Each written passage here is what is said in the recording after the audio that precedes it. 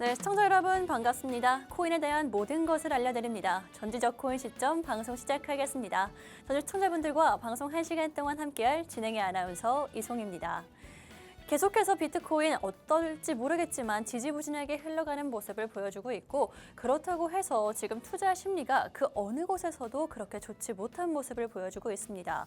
하지만 지표들 같은 경우에는 계속해서 경제는 좀 견조하다라는 이야기를 보여주고 있는데, 그렇다면 이럴 때 나는 어떻게 하면은 상승을 또 수익을 함께 할 수 있을까요? 궁금하신 분들 저희 방송 1시간 동안 함께 하시면서 그 정답 알아가시면 되겠습니다. 특히 오늘 방송부터 부터는요, 우리 시청자분들과 함께 하실 특별한 전문가님 저희가 모시고 왔으니까요. 전문가님과 함께 방송해보시면 좋을 것 같습니다.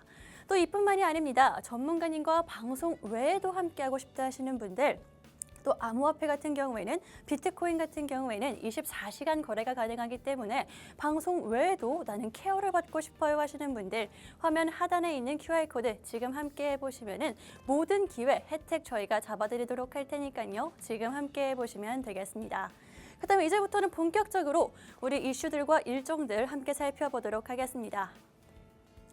먼저 지난 주말 동안 있었던 우리 지표들 함께 확인을 해봐야겠죠. 두 가지 지표 저희가 좀 눈여겨봐야 될 것 같습니다. 먼저 첫 번째는요, 미국의 비농업 고용지수와 또 실업률 저희가 준비를 해왔는데, 이 비농업 고용지수도 그렇고요, 실업률도 그렇고 예상보다도 굉장히 강한 모습을 보여줬죠. 특히나 비농업 고용지수 같은 경우에는 256K를 보여줬는데, 사실 이게 시장 예상치를 10만 명, 10K나 넘어서는 결과였다라고 합니다. 한마디로 고용이 굉장히 강하다라고 보시면 될 것 같고요. 실업률 같은 경우에도 역시나 하락한 모습을 보여줬는데, 지금 현재 4.1%대 보여주고 있습니다. 사실 실업률은 예상보다도 훨씬 더 낮아지는 모습을 보여주면서 지금 고용시장이, 노동시장이 굉장히 좋구나라고 우리가 해석할 수 있을 거고요. 사실 이게 우려를 떨치고서도 굉장히 좋은 모습을 보여주고 있기 때문에 금리에 연관돼서도 쉽게 금리를 내리지 못할 것이다. 또 채권금리 상승에도 영향을 줄 수 있다라는 이야기들이 계속 나오면서 투자 심리가 조금 얼어붙고 있는 모습이기도 합니다. 그래서인지 지금 지표 결과 때문에 우리 미국 시장 상황 조금 하락하는 모습을 보여줬었죠. 기술주 중심의 나스닥 같은 경우에는 지난 거래일 뿐만이 아니라 3거래일 연속해서 하락하는 모습을 보여주고 있고요. 우량주 위주의 다우산업, 다우지수 같은 경우에도 급락하는 모습을 보여줬습니다. 사실 이 다우지수 같은 경우에는 고금리에 더 버티기 유리하다라고 여겨지는 그런 우량주, 가치주들 위주로 조금 선정이 되어 있는데, 그런데도 하락하는 모습을 보여주면서 정말 지금 시장 상황이 또 투자 심리가 좋지 않구나라는 모습을 보여주고 있는 상황입니다. 사실 이럴 때 우리 투자자분들, 시청자분들, 내가 지금 투자를 이어가면서 수익을, 상승을 볼 수 있을까요? 라고 걱정 많이 하실 것 같은데, 그런 분들 저희와 방송 함께 하시면서 이런 시장 상황에서는 어떻게 대응을 해야 될지 그 정답들 함께 알아가시면 되겠습니다. 저희 방송에서는 이렇게 이슈들 다뤄드리고 있고 지표 결과들 함께 다뤄드리고 있으니까요. 함께 하시면서 우리 시청자분들 좀 마음 편하게 투자 이어나가시면 좋을 것 같습니다. 네, 그렇다면 이제부터는 앞으로 우리가 지켜봐야 되는 일정에는 어떤 게 있는지 함께 확인해 보도록 할 텐데, 사실 이번 주에 일정들이 굉장히 많습니다. 근데 월요일 우리가 오늘 저녁에 봐야 하는 일정은요, 미국의 연은에서 기대 인플레이션 발표가 예정이 되어 있고, 사실 이 발표 같은 경우에는 우리가 막 크게 엄청나게 집중을 해서 봐야 된다라고 말씀드리는 것보다는 우리가 한번 확인을 하고 이번 주에 있을 CPI와 PPI, 또 우리 트럼프 대통령 당선인의 그런 예정되는 발표들, 일정들 우리가 함께 확인해 보시면 되겠습니다. 그렇다면 이렇게 일정까지 우리가 함께 확인을 해봤는데 지금 이슈들도 함께 확인해 보도록 하겠습니다. 오늘 방송에서 다뤄드릴 이슈들이고요. 먼저 첫 번째 이슈 함께 확인해 보도록 하겠습니다. 제가 잠깐 다뤄드렸던 이야기인데, 고용 강세가 굉장히 금융시장을 혼란을 줬다라고 합니다. 사실 이 경제 상황은 좋은 모습을 보여주고 있지만 그래서인지 투자 심리는 점점 악화되는 모습을 보여주고 있고, 그래서 증시, 나스닥과 다우 모두 다 하락하는 모습을 보여줬죠. 하지만 말씀드렸다시피 고용이 굉장히 좋은데 그렇다면 우리 금리는 어떻게 될지 올 한 해의 가장 좀 핵심 포인트가 될 것 같고요. 시청자분들 저희와 함께 계속해서 다뤄보시면 되겠습니다. 또 다음 이슈는요. 이 트럼프 대통령 당선인 취임식이 딱 한 달 일주일 남은 상황입니다.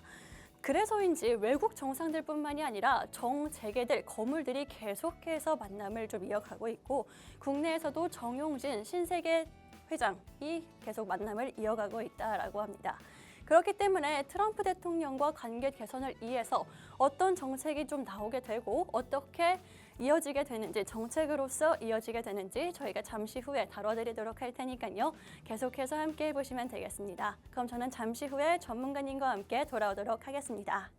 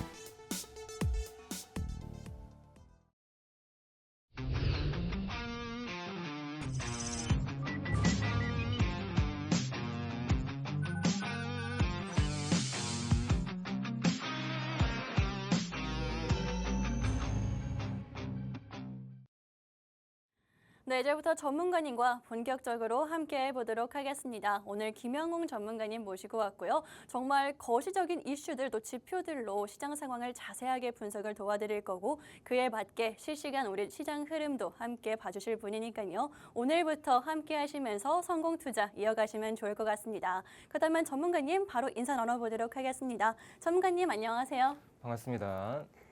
네, 전문가님 네. 오늘 사실 방송 처음 함께하고 계시잖아요. 네, 인사 한번 그렇습니다. 나눠주실까요?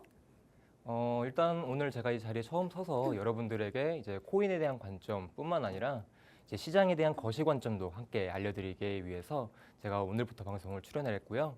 오늘 함께하는 시간 여러분들에게 아주 많은 도움 드릴 수 있도록 노력하겠습니다. 감사합니다.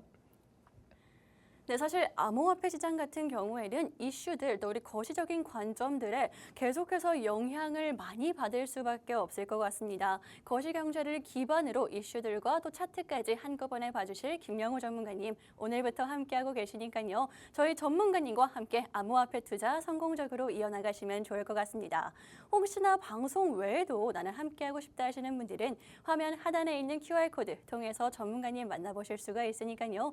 이 기회 놓치지 마시고 저희와 올 한 해 암호화폐 투자 이어나가시면 되겠습니다. 그다음에 이제부터는 전문가님과 우리 시장 상황 먼저 훑어보도록 하겠습니다. 사실 전문가님 지금 트럼프 취임이 한 일주일 남겨두고 정말 눈치 보기가 계속해서 이어지고 있는 것 같은데 이번 주 한 주는 좀 어떻게 흘러갈까요? 이번 주 한 주는 저번 주 한 주와 좀 비슷하게 갈 것 같습니다. 네, 저번 주와 비슷하게 좀 지지부진하게 흘러가지 않을까라는 생각이 드는데 그렇다면 뭐 뉴욕 증시부터 또 발표들도 많았잖아요. 한번 네. 짚어주실까요? 네, 알겠습니다. 일단은 여러분들이 그 코인 거래를 하면서도 뭐 주식 거래를 하면서도 제일 중요한 건 역시 거시경제라고 생각을 하는데요. 그래서 코인 매매하시는 분들은 단순하게 이제 좀 작은 이슈들을 가지고 이제 매매를 하시는 분들이 많은데 시장의 핵심은 유동성입니다. 그 유동성의 핵심은 대부분 주요 기관들이나 아니면 정책들로 인해서 바뀌기 마련이죠. 자, 일단 먼저 보겠습니다. 전일의 이제 미증시 상황입니다. 3대 지수 모두 하락세로 마감을 했어요. 특히나 성장주 중심의 나스닥 종합지수는 이제 마이너스 1.63%, 뭐 대부분 좀 안 좋은 하루를 보냈는데요. 그 이유를 보겠습니다. 근데 시장에서는 그 이유를 고용 지표와 좀 연결해서 보고 있더라고요. 자, 여러분한테 이제 잠깐 문제를 낼 건데 고용 지표는 일단 시장에서 핵심이 되는 주요 경제 지표입니다. 특히 고용 지표 내에서도 가장 중요한 핵심적인 지표이기 때문에 이 고용 지표에 대한 결과값에 따라서 시장이 이제 파도치기도 합니다. 근데 이날 고용 지표는 예상치보다 어때요? 높게 나왔죠. 이 고용 지표의 뜻을 보자면은 고용 지표가 예상치보다 높을 경우 미국 내 경제가 안전하다 또는 미국 내 경제가 탄탄하다라는 의미로 해석이 됩니다. 그러므로 자연스럽게 고용 지표가 높게 예상치보다 높게 나온다면 증시는 반등 상승을 보여줬었어야 돼요. 근데 어땠죠, 여러분들? 시장은 하락으로 갔습니다. 그 이유에 대해서 얘기를 드리고 싶어요. 그리고 나스닥 지수, S&P 지수, 다우뿐만 아니라 비트코인 어땠습니까? 저기 화살표 보이는 지점이 고용지표 발표 때 시간입니다. 그 이후로 낙폭을 보여줬어요. 포인트 뷰로 보자면은 이제 비트코인 같은 경우 4천 정도 가량 가까이 흘러내렸습니다. 그래서 저는 오늘 이 고용지표가 좋게 나왔는데도 불구하고 왜 증시가 떨어졌는지 말씀드리도록 하겠습니다. 네, 이렇게 우리 시장 상황 살펴봤습니다. 특히나 이 지표들 같은 경우에는 제가 말씀드렸다시피 우리 암호화폐 시장에는 큰 영향을 줄 수밖에 없기 때문에 좀 자세히 살펴봐야 된다라고 말씀을 드렸죠. 그런 분들 사실 혼자서 이거 하나하나 다 찾아보고 분석하기는 사실 쉽지 않을 것 같습니다. 저희 전문가님이 계속해서 다뤄드리고 있으니까요. 실시간으로 나는 빠르게 알아보고 싶다 하시는 분들 QR코드 통해서 전문가님과 함께 해보시면 되겠습니다. 오늘 특히나 처음으로 방송 함께 해주시는 전문가님이기 때문에 우리 시청자분들 기대 많이 가지고 저희 전문가님과 함께 QR코드 또 방송도 함께 해주시면 되겠습니다. 그다음에 전문가님 말씀해 주신 것처럼 좀 자세하게 알아봐야겠다라는 생각이 드는데 마저 내용 얘기해 주실까요? 네, 알겠습니다. 네. 일단 시장에서는요, 상승을 하기 위해서는 무엇이 가장 많이 필요합니까? 유동성이 필요하지 않을까요? 그렇죠. 네. 유동성이죠. 유동성이 팽창해야 증시는 올라가고요. 그쵸. 유동성이 수축한다면 증시는 당연히 떨어져요. 근데 그 유동성을 1차적으로 결정하는 기관이 있습니다. 과연 어딜까요? FOMC인가요? FOMC보다 그 회의고요. 네, 연준. 네. 그렇죠. 연준이라고 하는 미국 내 통화 정책을 관리하는 기관입니다.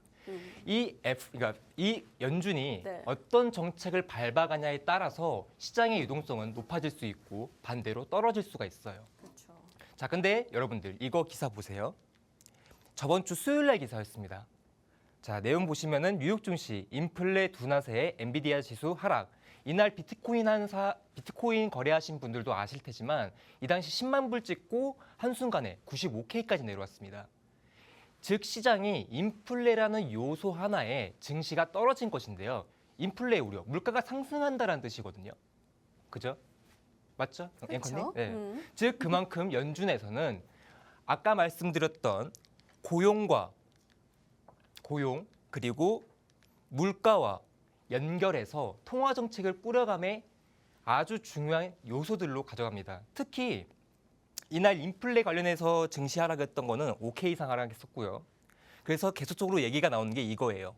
뉴욕 증시는 물가와 고용에 대한 것을 계속 불안해한다. 네, 이게 핵심입니다. 지금 시장에서는 고용과 물가가 매우 핵심적이에요. 이거 모르면은 투자하시면 안 돼요, 여러분들. 네. 일단은 물가 쪽과 고용 쪽 이 부분에서 연결해서 지금 현재 연준이 통화 정책을 어떻게 꾸려가는지에 대해서 이야기를 드리겠습니다. 연준은요, 보시면 이중 책무라는 숙제를 갖고 있습니다. 이중 책무가 무엇일까요, 여러분들? 아까 방금 말씀드렸죠. 고용과 안전 두 가지잖아요. 이중 책무 두 가지, 한 가지에 두 가지 의미가 포함되어 있는 거죠. 즉 연준은 물가와 고용이 어떻게 되느냐에 따라서 통화 정책을 이끈다, 통화 정책에 수정한다, 통화 정책을 시작한다라고 얘기를 합니다. 즉 연준이 말하는 이 이중 책무는 요약하자면 고용은 최대, 맞죠? 고용은 최대, 그리고 물가는 안정이 되어야 기존에 가지고 있던 통화 정책을 좀 더 긍정적으로 가져갈 수가 있어요. 근데 만약에 고용이 안 좋고 물가가 튀어올라요. 그러면은 연준이 발벗고 나서서 금리 낮춥니다. 금리를 내리거나 통상 1차적인 방법으로 시장의 물가를 낮출 방법을 택해요. 고용은 그 다음에 따라오는 거니까. 다음 거 보겠습니다. 그리고 이날 다들 기억하실 거예요, 여러분들. 비트코인이 10만 불을 갔던 게 언제죠? 10만 불을 갔던 건 12월 5일입니다. 날짜 잘 기억해 두시고요. 비트코인이 탄력받았던 시기가 언제인지 아십니까, 여러분들? 바로 2024년 9월 때부터 탄력을 받았어요. 왜 그러냐면 여기 사진에 나와 있죠. 이거는 뭐냐면은 기준금리, 미국의 기준금리의 변화를 나타내는 거예요. 기준금리는 미국의 통화정책인 FOMC에서 기준금리를 낮추거나 높입니다. 근데 계속 기준금리를 동결하다가 어느 시점부터 기준금리를 인하하죠? 9월 때부터 시작하죠. 9월 때부터 달러가 아니라 비트코인이 상승세를 같이 가져갔습니다. 추가적으로 여기에 트럼프 대선이라는 키워드가 붙으면서 12월 5일 비트코인이 10만 불을 달성하게 된 거예요. 만 불을 달성하게 된 겁니다. 죄송합니다. 10만 불이요. 네, 죄송합니다. 10만 불이죠? 네, 10만 불. 네, 10만 불을 달성한 만큼의 이제 위대한 요인을 됐다는 거죠. 그만큼 통화 정책이 되게 중요한데 그 다음 장 볼게요. 자, 12월 5일 날 고점 만들어 놓고 12월 5일 날 10만 불을 돌파해 놓고 그 다음 날 12월 18일 최고점을 만들어 놨어요. 근데 그때부터 어때요, 여러분들? 하락세로 전환하죠. 왜 그럴까요? 바로 12월 18일 날 있었던 한 가지 빅 이벤트 때문입니다. 무슨 빅 이벤트냐? 바로 12월 18일 날에 미국의 FOMC에서 통화 정책을 했기 때문인데요. FOMC에서 나왔던 내용들 먼저 볼게요. FOMC 내용 먼저 보는 건 간단해요. 금리부터 봐야겠죠. 금리를 내렸냐, 올렸냐, 아니면 동결했냐. 이날 금리 동결이 아니라 금리를 인하했습니다. 금리를 인하하고 그러면은 시장 쪽 입장에서는 어때요? 금리를 인하했다고 하면 유동성한테는 사실상 긍정적으로 받아들일 수가 있죠, 앵커님? 그렇죠. 예, 금리 인하를 한다는 것 자체는 유동성의 촉진제가 되는 거니까. 그렇죠. 근데 이날 금리 인하하고 했는데 왜 떨어졌을까? 이게 또 핵심 포인트란 말이에요. 그러니까요. 사실 보통은 그렇게 생각을 안 하는데 왜 네. 전날 저런 일이 있었을까요? 맞아요. 왜냐하면은 금리 인하는요. 11월 FOMC 의사록에서부터 얘기가 계속 나왔어요. 12월 달에 금리 인하 할 거야. 거다. 네, 할 거야. 이미 선반영이 돼버렸기 때문에 음, 이 당시 금리 인하를 했어도 시장은 반응이 없었다. 네, 반응이 없었다는 거죠. 어쩌라고. 할 거 이미 알고 있었어. 자, 그랬기 때문에 이 당시 금리 인하, 금리 조정은 재료가 안 돼요. 갖다 버리고 뭐가 중요하냐면은 이게 중요해요. 매파적이었다라는 거. 왜 매파적이었을까? 금리를 인하함에도 불구하고 바로 답은 여기서 나와 있습니다. 지금 이게 뭔지 아시나요, 여러분들? 방송 보시는 분들, 이거 아시는 분들이면 좀 공부 좀 하신 건데 미국의 연준, FOMC에서 네. 특정 일마다 나오는 이제 금리, 적정 금리를 어느 정도까지 가져갈 수 있을까, 어떤 정도까지 가져갈까라고 예상해 볼 수 있는 점도표라는 것입니다. 이 점도표는요, 이게 9월 달 거거든요. 9월 FOMC 점도표는 미국 시장이 2025년에 금리를 잠깐만 여기 나갈게요. 2025년에 금리를 3에서 3.25까지 내릴 것이다라고 과반수가 찬성을 했어요. 그렇죠? 그렇기 때문에 이 당시 2012년 12월 19일 FOMC 작년 12월 미국 기준금리를 보면 4.5죠. 4.5가 3에서 3.25까지 내려간다는 소리입니다. 9월까지만 하더라도. 네. 그러면은 미국이 우리가 이제 시장에 참여하는 투자자 입장에서는 미국이 앞으로 남은 이제 회의에서 최소 4번 정도는 금리를 인하를 해야 이 정도 레벨까지는 가겠구나라고 시장은 판단을 한 거예요. 그렇죠. 자, 근데 여기서 문제가 생겨버려요. 왜 아까쯤에 매파적이라고 불렀냐? 네. 한번 보여주세요.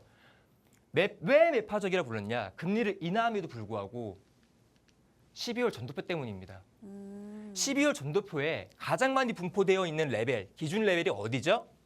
4에서 3.75 정도 돼요. 그럼 어때요, 여러분들? 전도표가 크게 바뀌었죠. 미국이 뭘 한다는 거예요?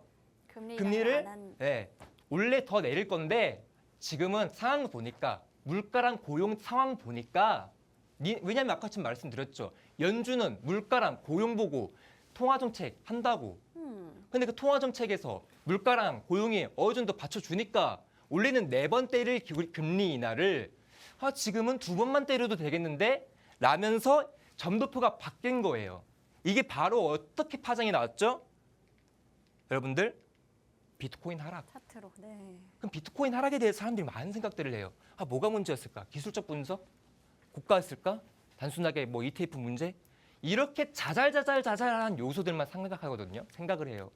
근데 가장 큰 건 뭐였다? FOMC였다. 매파적 FOMC였다. 파장이 엄청 크죠. 이 당시 이 기사 뜨자마자 나스닥도 마이너스 3% 갔었어요. 비트코인은 뭐 말할 것도 없고. 그렇죠. 네. 즉 제가 하고 싶은 말이 뭔지 아시겠죠, 여러분들? 비트코인을 하든 주식을 하든 뭐 ETF 상품을 하든 펀드를 하든 금융시장에 있는 파생 상품 뭐를 하더라도 FOMC, 미국의 연준에서 하는 통화 정책을 모르면 돈을 벌 수가 없어요, 여러분들. 여러분들 지금 TV 보시면서 많이들 생각하실 거예요. 어떤 전문가가 나와가지고 어떤 내용을 할까? 그 내용이 나한테 쓸모가 있을까라는 판단보다는 그냥 저 사람의 말이 맞겠지, 저 사람이 뭐라 하겠면 이렇겠지 이 생각하실 겁니다. 본질은 알고 가시라는 거예요. 어떤 전문가가 나오든 간에 시장 상황이 어떤지 알아야 그 사람이 말이 맞고 틀리구나를 본인이 할 수가 있는 거예요. 맨날 뜨죠, 공고문으로. 투자의 책임은 본인의 손실이다. 네, 맞죠? 투자의 책임은 본인에게 있다. 근데 그 책임을 최대한 방어하려면 최대한 큰 시장은 볼 줄 알아야 되지 않을까요? 그래서 이번에 고용 지표가 왜 시장을 놀라게 했는지 말씀을 드리겠습니다. 자, 금리 인하 속도 조절. 아까 말씀드렸죠. 2번, 4번 할 걸 지금 2번으로 줄였다고. 그렇기 때문에 지금 현 시점에선 11월 18일 날 때부터 계속 하락을 하고 있는 거고요. 지금 오늘 아침에 확인해 보니까 93, 94K 왔다 갔다 하고 있더라고요. 자, 근데 이런 얘기가 하나 더 있었어요. 원래는 제가 이 얘기를 좀 어려울 것 같아서 안 할라 했었는데 좀 하고 가야 될 것 같아가지고 얘기를 좀 드리겠습니다. 파월은요, 아까도 말씀드렸다시피 통화 정책을 2가지 요소로 한다 했었어요. 뭐였죠, 아나운서님? 고용과 물가 2가지 말씀하셨죠? 그렇죠. 물가와 네. 고용이었어요. 자, 근데 제롬 파월 정책은 정책을 조정할 시간이 됐다라고 얘기했습니다. 네. 이게 무슨 소리예요? 좀 스탠스 좀 바꿔볼게. 원래는 고용이랑 물가 같이 보는데 이번엔 좀 다른 것 좀 볼까? 아니면 하나를 뺄까? 약간 이런 스탠스였던 거예요. 그래서 자, 보세요. 파월이 잭슨홀 연설, 잭슨홀은 8월에 열립니다, 여러분들. 잭슨홀 연설에서 인플레이션 완화와 고용 위험을 언급하며 9월 금리 인하 가능성 시사함에 더불어 뭘 한 거예요? 자, 여기서 이제는 고용 시장만 본다.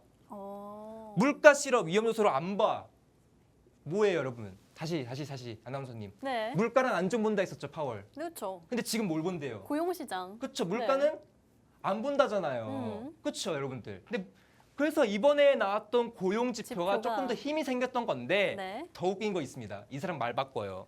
자, 보겠습니다. 내용을 쫙 읽어보시면은 여러분들 뭐 스페이스바를 누르시든 방송 캡처 사진 찍어가지고 보시든 아무거나 상관없는데 내용만 간단하게 얘기하겠습니다. 계속 물가가 올라요.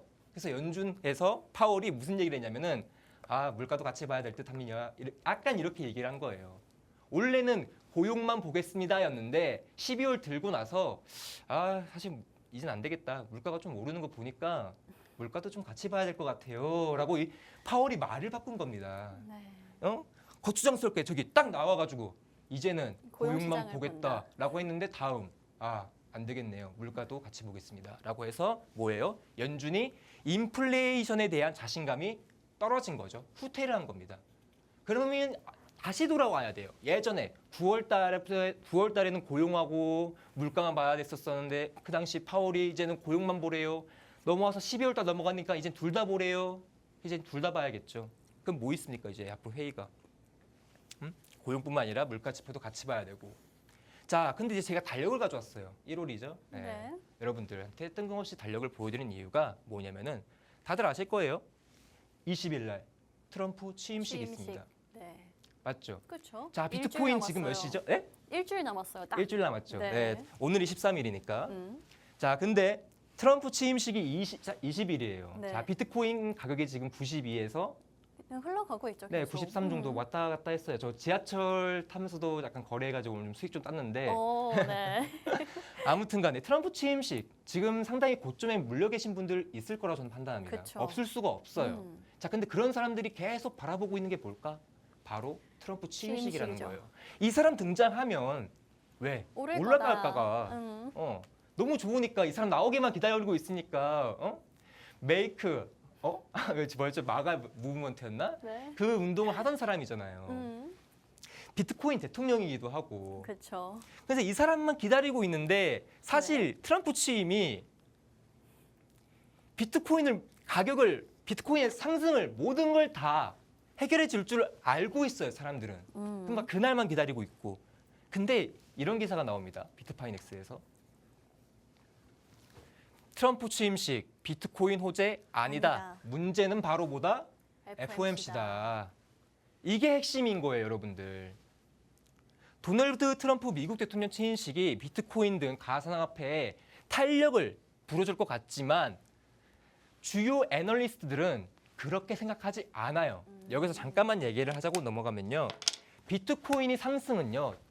9월 달에서 12월 달까지 원래는 그때는 7만 불이었거든요. 비트코인이 맞아요. 7만 불, 6만 불 왔다 갔다 했었었는데 9월 당시에는 12월 달에 10만 불을 10만 불. 찍었어요.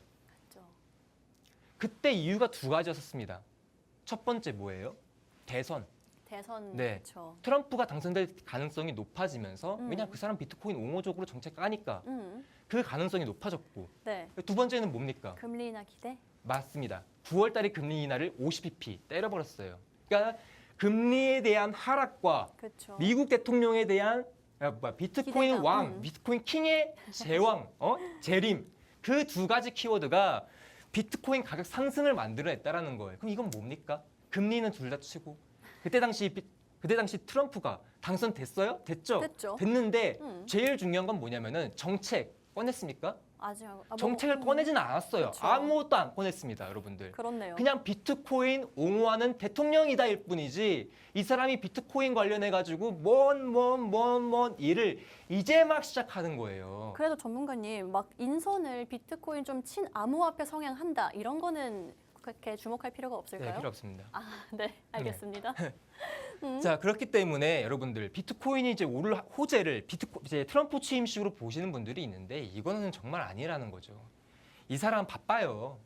이 사람 취임식하고 대선 되자마자 자리 앉고 비트코인부터 얘기합시다. 이게 아니라니까요. 관세, 인플레부터 시작해가지고 할 일들이 너무 쌓여 있어요. 그 와중에 비트코인 간간히 하겠다라는 거잖아요. 네. 그렇기 때문에 이 사람이 기대감으로 9% 올린 걸 이제는 향후에 어떤 정책으로 시작하고 어떤 정책을 까는지에 따라서 비트코인이 가격이 오를지 내릴지가 판단이 된다라는 겁니다. 단기일 수 있고 장기일 수 있어요. 이 사람이 어떻게 어떤 모멘트에서 어떤 발언을 꺼내는지가 중요한 거니까. 근데 그 전에 이 사람이 그러면 그 얘기를 FOMC부터 봐야 되는 거 아니에요? 이 사람 얘기 꺼내려면 내가 봤을 때 한두 달 더 걸려요. 그럼 바로 앞에 있을 FOMC 먼저 체크하고 가야 된다라는 거죠. 지금 취임식이 문제가 아니에요. 이거 하나 가지고 손가락 물면서 비트코인 올라가라 이렇게 하실 거예요 계속? 아니죠. 안 됩니다. 자, 다음 거 볼게요. 자, 그럼 우리 이제 또 뭘 봐야 되는가? 아까쯤에 제가 이야기했었죠. 까먹을 수 있었으니까. 자, 이제는 연준이 고용만 아니라 물가 지표도 다시 봐야 할 때다. 그럼 고용 지표 봐야 되죠. 고용 지표 핵심 무슨 지표라 했습니까, 여러분들?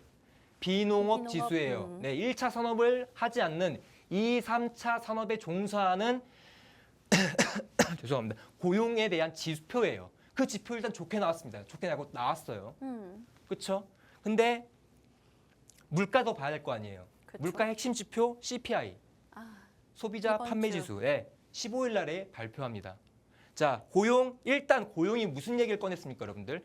지금 사실 6일 전부터 계속 나왔어요. 미국의 기준금리 뭐라 그래야 되죠? 기준금리. 네, 계속 기준금리. 동결. 네. 동결. 네, 동결은 6일 날부터 나왔습니다. 근데 여기다가 회심에 못을 박은 게 고용이에요. 맞아요. 왜? 고용 좋으니까. 좋았어요. 우리가 당장에 지금 연준에서 정책 금리 인하 시기 빠르게 할 필요가 없잖아요. 그쵸. 나중에 고용 안 좋거나 물가 안 좋을 때 그때 내릴 게 지금은 좋잖아라는 거예요, 지금 시장에서. 자, 그리고 마지막으로 더 봐야 되겠죠. 끝날 때까지 끝난 게 아니니까. 만약에 물가가 튀어오르면 또 얘기 달라집니다. 아, 예, 물가가 튀어오르면 얘기 달라져요. 예상치보다 높은 수준으로 튀어나온다? 얘기 달라집니다. 금리가 인하될 수도 있어요. 근데 제가 보기에는 금리 동결은 90% 정도 저는 생각하고 있고요. 그래서 15일 날 물가 지표가 어떻게 나오는지까지 확인을 하고 나서야 이 완벽한 아름다운 FOMC를 맞이할 수가 있는 거겠죠. 자, 내용에서 보게 되면은 자 보실게요. 이게 지금 이제 발표 일자 실정은 1월 15일 그리고 우리나라 시간으로 10시 30분이에요. 네. 10시 30분에 예측치 0.2가 있는데 전 실제치를 한 0.4 정도 생각하고 있거든요. 0.3 정도? 네, 0.4 정도 네. 예상을. 3. 네. 네, 예상을 하고 계신데. 네네, 알겠습니다. 그 예상하고 계신데 그럼 앞으로는 또 어떻게 생각을 하시는지 전문가님과 잠시 후에 들어보도록 하고 일단 뭐 말씀해 주신 것처럼 이번 한 달 동안 예정되어 있는 게 굉장히 많습니다. 당장 이번 주 수요일에 있을 CPI 발표부터 FOMC 회의 또 취임식까지 저희 전문가님이 좀 자세하게 보는 거 중요하다 아니다 짚어주고 계시니까요. 우리 시청자분들은 전문가님한테 실시간으로 좀 받아보시면 되겠습니다. 좀 더 자세하게 알고 싶다 하시는 분들은 QR코드 통해서 저희가 잡아드리도록 할 테니까 저희 전문가님과 즐겁게 투자 이어나가시면 되겠습니다. 그렇다면 마저 이어서 들어보도록 할 텐데 전문가님 방금 말씀해 주신 게 예상하신다라고 말씀해 주셨잖아요. 네. 마저 좀 이어서 이야기를 해 주실까요? 네, 알겠습니다. 지금 화면에 보시는 게 12월 이제 2025년 1월 15일 날 발표될 미국의 주요 물가 지표 CPI 지표입니다. 지금 현재 예측치로는 0.2%. 근데 제일 중요한 게 CPI 지표는 세 개로 나눠지거든요. 네. 연도별, 월별, 그리고 기본 CPI가 있는데 네. 저는 제가 생각하기에는 제일 중요한 거는 이제 월별 CPI를 되게 중요해요. 전월비. 그래서 전월비에 대한 값이 대부분 시장에 크게 반영되기 때문에 그 부분 나중에 한번 더 설명을 드릴 거고요. 네. 자, 현재 지금 예측치는 0.2. 근데 제가 예상하기에는 0.3 정도 나올 것 같습니다. 0.2에서 높은 수준으로는 나오진 않을 거예요. 지금 당장 미국이 물가가 그렇게까지 이제 팍 크진 않을 거라고 판단하고 있고 이제 파월이 그냥 단순하게 이제 물가도 조금씩 다시 오르니까 네. 그걸 싫어하는 양반이에요. 그러니까 좀 이제 평평하게 가는 걸 좋아하는데 약간 이렇게 혈당 스파이크 마냥 조금 튀어나오면 튀어나오는 거? 그걸 싫어하는 양반이라서 예, 그렇기 때문에 물가 지표도 좀 같이 봐야 된다. 자, 이 모든 게 끝나면 이제 나머지는 FOMC에서 어떻게 가져갈 거냐. 자, 여러분들한테 하나 알려드리고 싶은 게 있는데, 자, 어려울 수 있어요. FOMC라는 게. 근데 제가 딱 쉽게 설명을 드릴게요, 여러분들. 자, FOMC는요, 1년에 듣고 계시죠, 아나운서님? 네, 됐죠? 네, 1년에 몇 번 한다? 8번 한다.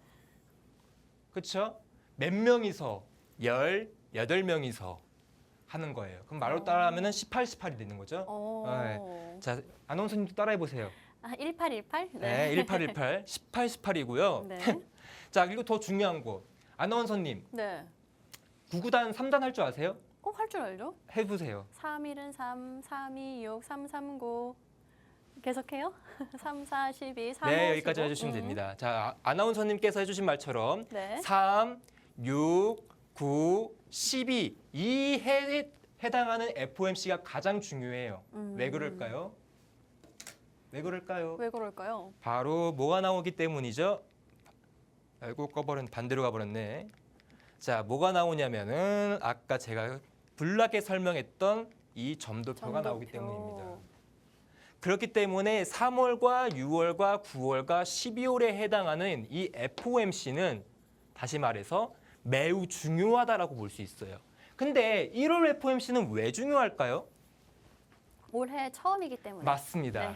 네, 그러면은 12월 회의도 마지막이어서. 네, 맞습니다. 그렇기 때문에 가장 비중을 둬야 되는 건 3, 6, 9, 12, 그 다음에 1, 그 다음에 나머지, 그 다음에 마지막으로 8월 달에 열리는 잭슨홀 회의. 사실 잭슨홀 회의는 통화 정책은 아니에요.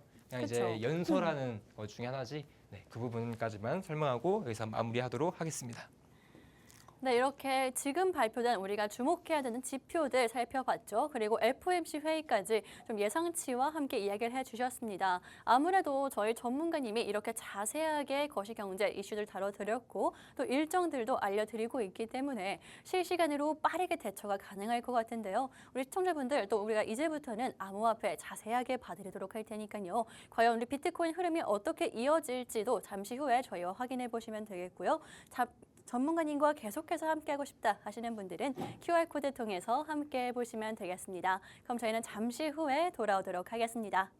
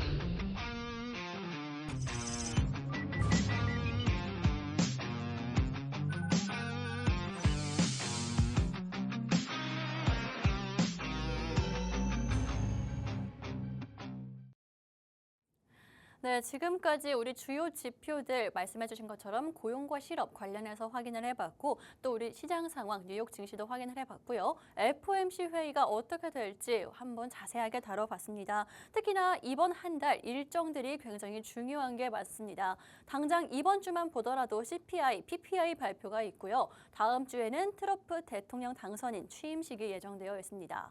또 마지막으로 1월 마지막으로는 FOMC 회의까지 예정이 되어 있는데 1월 달 FOMC 회의가 정말 중요하다라고 강조해 주셨죠. 그렇기 때문에 시청자분들 좀 잘 대응하고 변동성에 잘 대처를 해야겠다라는 생각이 드는데 혼자서는 쉽지 않으실 수도 있을 것 같습니다.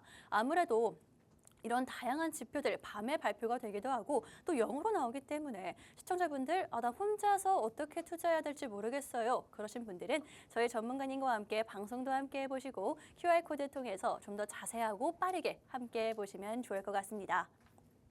그럼 이제부터는 우리 암호화폐 시장 어떻게 흘러가고 있는지 이슈들을 살펴봤으면 차트상으로 실시간으로 분석해 보도록 하겠습니다. 전문가님 먼저 지금 비트코인 대장의 흐름이 어떤지 좀 자세히 봐주실 수 있나요? 네, 알겠습니다. 네. 자, 화면 보여주시면 제가 보여드리겠습니다. 자, 일단 화면을 좀 더 크게 키우고 싶은데 제가 트레이딩 뷰는 조금 됐다. 낯설어해서 일단 여러분들 화면에 보시면 어떤 화면이 보이시나요? 차트가 보이실 건데 이거 트레이딩 뷰에서 이제 비트코인 시세를 이제 주간, 그러니까 위클리 차트로 해놓은 차트입니다. 근데 지금 보시면은 캔들은 보이시고 뒤에 뒷배경이라고 볼 수 있는 펜 보이실 텐데 캔들들이 이제 움직이잖아요. 그리고 그 위에 날짜별로 이제 선이 쭉 그어져 있는 모습이 보이실 거예요. 이게 뭐냐면은 이전 저점, 이전 고점, 이전 고점, 이전 고점을 연결해서 만들어진 이제 어떻게 보게 되면 하나의 추세선이라고도 볼 수 있고 저항선이라도 볼 수 있는 플랫선이거든요. 네, 이렇게 설명하면 어려우니까 더 간단하게 얘기하면은 지금 비트코인이 기술적 관점, 그러니까 차트적 관점이라고 설명할 수가 있겠네요. 차트적 관점으로는 사실 고점이 다 나와 있어요. 그러니까 어느 정도 수준까지 올라왔던 게 고점이었냐면은 108 정도가 고점이었다. 근데 시장에서는 이런 얘기 많이들 하시더라고요. 비트코인 막 1억은 무슨 2억도 간다, 뭐 3억도 간다, 5억도 간다, 막 220억 간다, 막 이런 얘기들이 엄청 많이 나오고 있어요. 맞아요. 하지만 그 얘기는 꺼낼 수 있더라도 이런 얘기죠. 약간 이런 얘기야. 아빠랑 아들이 그 백화점에 가요. 백화점에 가가지고 장난감을 애가 사고 싶다고 해요. 네. 근데 보니까 아빠가 다음에 사줄게 하고 계속 안 사주네요. 그런 것과 비슷하다고 저는 지금 시장을 판단하고 있습니다. 네, 무슨 말이냐. 네. 그 가격 갈 수는 있어요. 근데 과연 시기상 언제냐가 제일 중요한 거거든요. 그때 사야 되니까. 올해 안에 막 15억 달러 간다라는 얘기가 있던데. 그거는 솔직히 사기꾼 같다고 아. 생각을 하거든요. 네. 네, 그 정도 되면은 저희 이제 짜장면 한 그릇에 26,000원 정도 돼야 이제 그 정도 물가 정도는 돼야 비트코인이 그 정도 시세까지는 가지 않을까 예상을 해봐요. 그리고 시장이 정말 좀 무서운 게 뭐냐면은 명목 가치라고 아십니까? 명목 가치요? 네, 명목 가치와 실질 가치가 있는데 비트코인이 사실요 예전에 6,000불, 68,000까지 68,000불. 해서 지금 현재 10만 불까지 갔잖아요. 네. 비트코인의 가격은 이 정도밖에 상승 안 했는데 환율 어때요? 아, 그렇죠. 환율 때문에 가격이 더 오른 것처럼 보여요. 맞아요. 그러다 보니까 이게 지금 비트코인의 명목 가치는 밑달러 기준으로는 지금 이제 95,000불에서 10만 불 정도밖에 안 되지만 우리나라 돈으로 치면 1억 5천에서 1억 7천 돼버리는 가격이거든요. 그런 가격 프라이스가 있는데 이 사람들은 계속적으로 높은 가격을 더 원하고 있고 그 추세를 본단 말이에요. 이제 사실 이러한 상황이 계속적으로 만들어지면 어떤 상황이 만들어지냐면은 네. 거품이 됩니다. 아, 그래서 저는 어디서부터 어디까지가 지금 비트코인의 거품이라고 판단하냐면은 한 요 정도 봐요. 요 정도 프라이스를. 꽤나 큰 폭으로 보시네요. 적정하게 3천만 원 정도 봅니다. 저는 비트코인 한 가격이. 근데 어때요? 시장에서는 주가가 올라가라는 게 뭡니까? 기대감, 재료 이거란 말이에요. 맞아요. 그래서 저는 비트코인이 이러한 기대감과 재료들로 올라왔었다고 생각을 해요. 양적 완화를 했던 2020년대부터 그 이후 긴축을 가져갔었지만은 그 사이에 ETF라든지 그 별의별 정책들이 도입되면서 재료들까지 그리고 마지막으로 트럼프가 한 방 쫙 먹였죠. 그렇죠. 예. 근데 여기서 사실상 실질적으로 잡을 수 있는 가치는 아무것도 없다라는 거예요.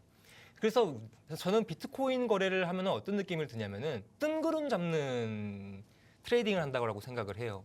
사실 당연히 이건 돈벌이가 돼버렸죠. 가상화폐의 사실 목적을 잃어버린 게 아닌가 사실은. 가상화폐란 뜻은 그 뜻이 있는데 그렇기 때문에 단순하게 현재는 투자 가치로밖에 쓰지 않고 그래서 제가 여기서 하고 싶은 말은 뭐냐면은 비트코인 1억, 2억, 3억은 갈 수가 있어요. 하지만 그 시기가 있어야 될 거고 그 다음에 발판이 필요할 텐데 시장에서는 아무런 그런 발판이나 재료를 아직은 아무도 얘기하지 않습니다. 지금 누구 남아있죠? 할 수 있는 사람 지금 미국의 트럼프밖에 없어요.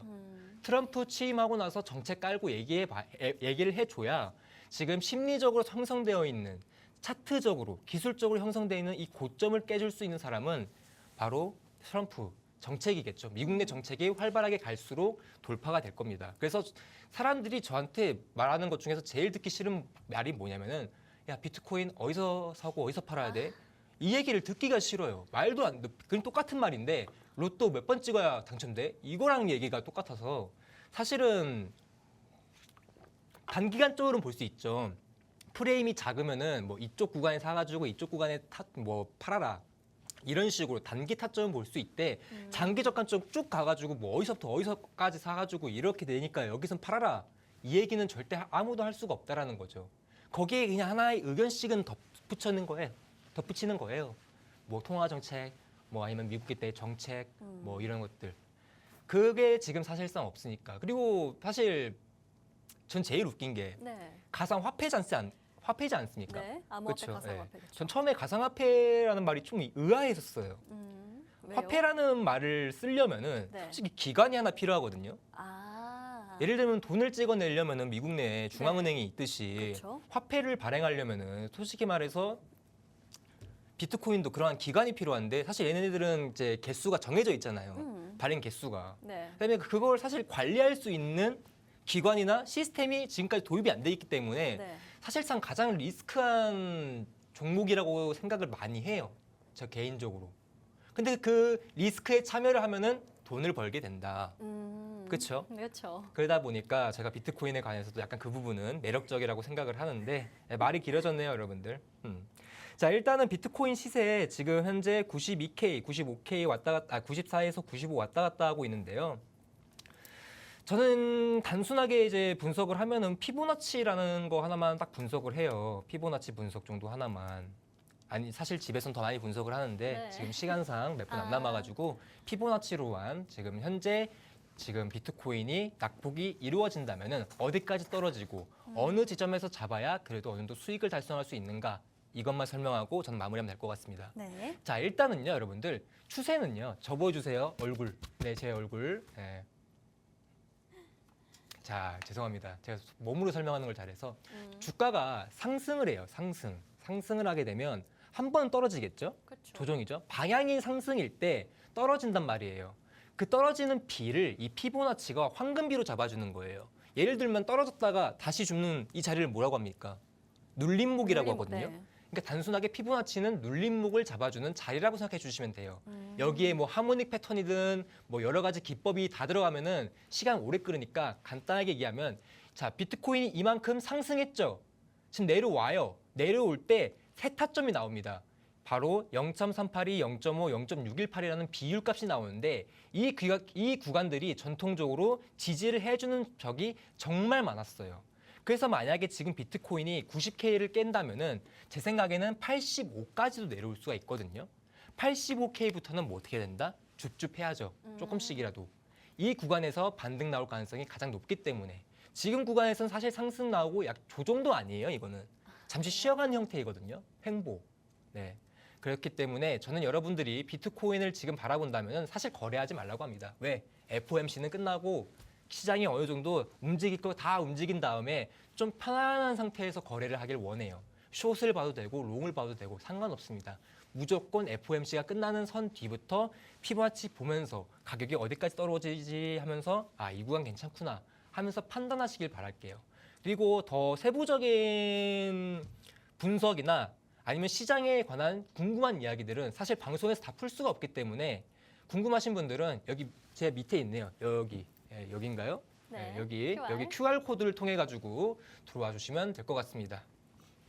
네, 정말 비트코인 차트까지 정말 솔직하게 모든 것을 다 알려드렸습니다. 우리 시청자분들 사실 투자하다 보면은 모든 게 다 좋다라는 이야기만 듣기 때문에 정말 어떤 게 좋은 건지 어떤 게 귀한 건지 알기가 힘들 것 같습니다. 그런 분들 저희 전문가님과 함께 하시면서 정말 거시경제 이슈들 아주 자세하게 말씀을 해주시고 그다음에 차트도 정확하게 분석해 주시는 정확한 구간들도 잡아드렸죠. 그런 거 알고 싶다 하시는 분들은 QR코드 통해서 저희 전문가님과 함께 보시면 되겠습니다.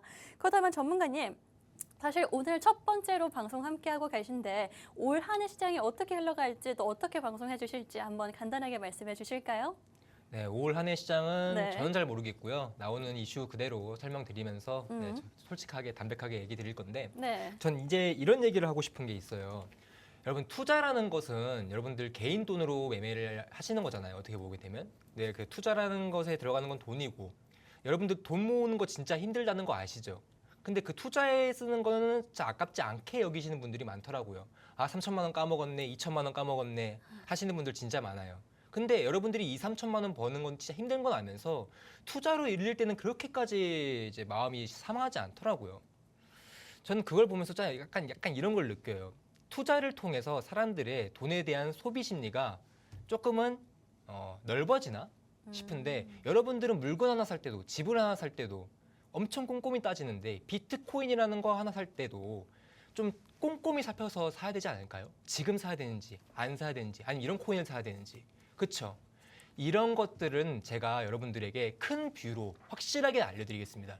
지금 비트코인 사세요 마세요 딱 말씀드리고 어떤 건 안 좋다 아 지금은 사면 안 된다 아 이걸 왜 사냐 저는 솔직하게 얘기 드리도록 하겠습니다.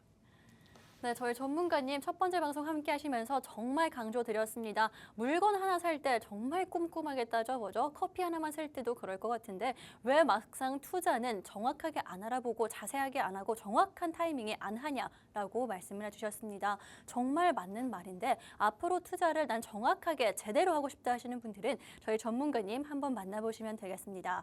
아무래도 방송 중에는 저희가 좀 제한적으로 말씀을 드리기 때문에 좀 더 자세하게 알고 싶다 하시는 분들, 실시간으로 대응 함께하고 싶다 하시는 분들 화면 하단에 있는 QR코드 통해서 저희 전문가님과 함께 보시면 되겠습니다.